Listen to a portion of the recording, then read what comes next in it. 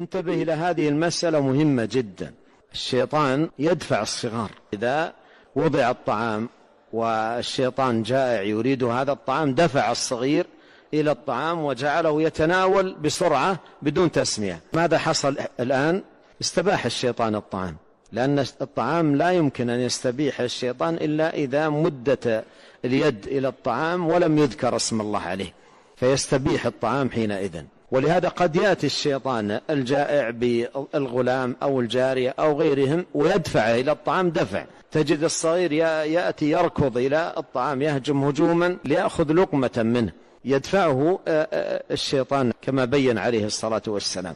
قال إن الشيطان يستحل الطعام ألا يذكر اسم الله تعالى عليه، وإنه جاء بهذه الجارية ليستحل بها فأخذت بيدها، فجاء بهذا الأعرابي ليستحل به فأخذت بيده، والذي نفسي بيده إن يده في يدي مع يدهما، ثم ذكر اسم الله صلى الله عليه وسلم وأكل.